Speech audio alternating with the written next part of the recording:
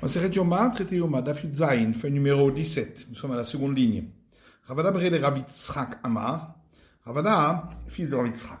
Pour répondre à la question, la contradiction concernant la localisation de la salle des agneaux pour le sacrifice quotidien. D'après une Mishnah dans le traité Tamid, elle se trouvait au coin nord-ouest de la maison de l'âtre, alors que d'après une Mishnah de traité Midot, c'était au coin sud-ouest. Alors, il a répondu, Haïdishka Aktsuye Maktseya, que cette salle, elle s'étendait sur une de très grande partie du côté ouest. Vedati Mitzafon Mitraziale Bedarom, c'est pourquoi celui qui venait du nord avait l'impression qu'elle était au sud. Vedati Mitdarom, et celui qui venait du sud, Mitraziale Betzafon, avait l'impression qu'elle était au nord. Mistabra de Maharavi de Romit Havaï.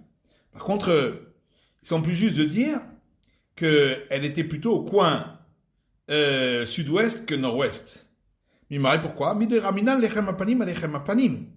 Puisqu'il y a également une contradiction entre ces deux Mishnah concernant la salle où on préparait les pains de proposition, qui était côté sud-est, selon la Mishnah du traité Midot, alors que selon la Mishnah du traité Tamid, elle était donc à partir de la salle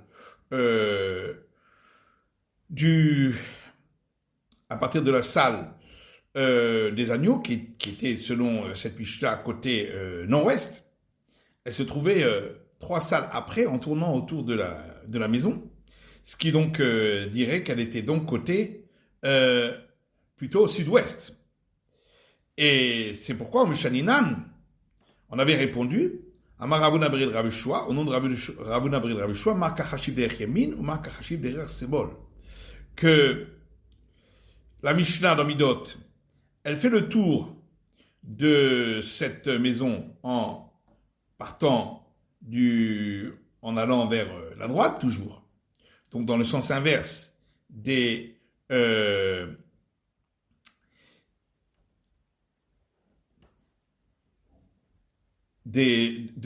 sens de la montre, alors que d'après l'autre Mishnah, on tourne vers la gauche, c'est-à-dire dans le sens aigu du montre. Et donc,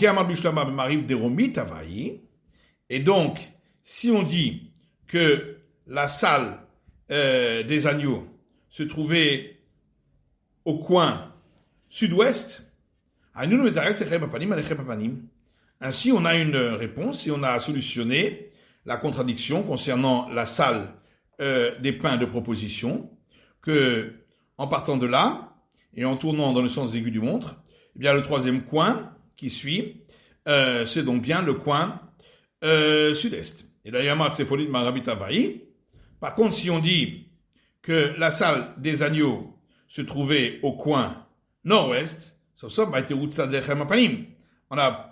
on n'aurait toujours pas répondu à cette question concernant la salle des pains de proposition. Et la Shvamina, Maravit de Romit Avaï, Shvamina.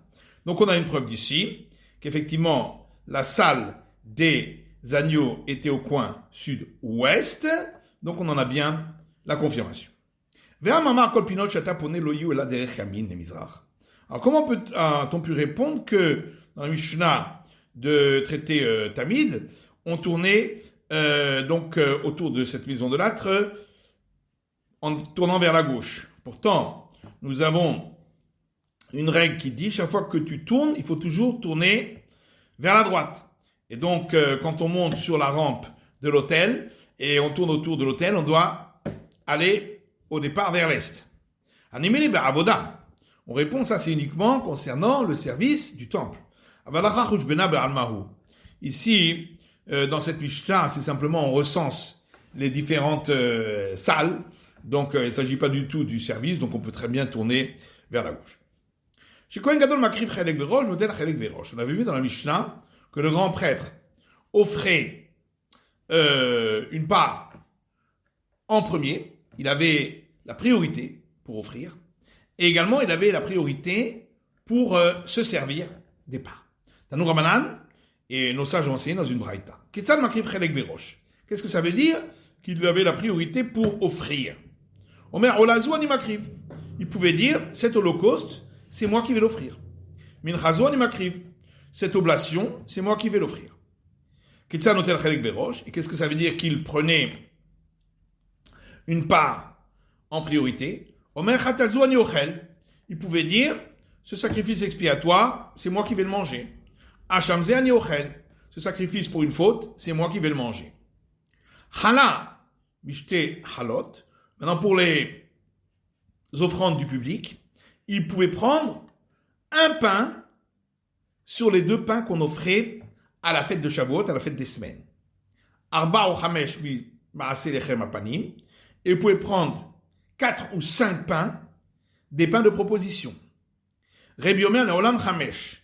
Rabbi dit, prenez toujours 5. Il avait droit à 5. Chez Neymar, puisqu'il est écrit Vaïta Aaron ou Banav, que ces pains de proposition sont pour Aaron et ses fils. Mersale Aaron ou Mersale Banav. Donc la moitié pour Aaron et la moitié pour ses fils. Comme on en partageait 10, comme on verra, donc ça fait 5 pour le grand prêtre. Hagoufa Kashia. La Gemara dit, il y a une contradiction interne dans cette braïta. Au départ, on a dit qu'il a droit à un pain sur les 2 pains de la fête des semaines. Mané Rébi, ça va comme qui? Comme l'avis de Rébi qui dit qu'il prend la moitié.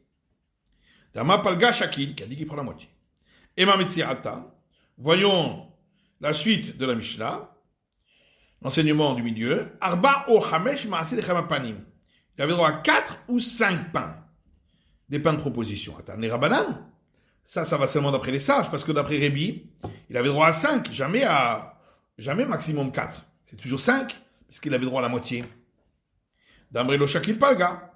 Donc ça va uniquement d'après les sages qui dit qu'il n'a pas le droit à la moitié. Et Masefa. Maintenant regardons le dernier enseignement. Rabbi Omer le Olam Chamesh. Rabbi dit, il avait le droit toujours jusqu'à 5. Reisha Vesefa Rabbi Metziata Rabana. Ça voudrait donc dire que le premier enseignement et le dernier, c'est l'avis de Rabbi, et celui du milieu, c'est l'avis des sages. Amar Abaye Reisha Metziata Rabana. Abaye répond non.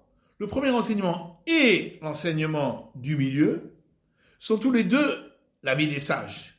Modo Rabanan biproussa de la bracha al mitva le Kohen Gadol. Seulement les sages sont d'accord.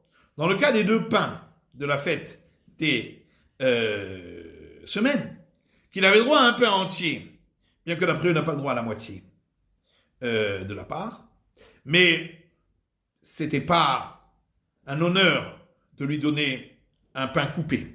C'est pourquoi on lui donnait le pain entier au grand prêtre. C'est la fin de l'étude du Daf Yud Zayin de la feuille numéro 17.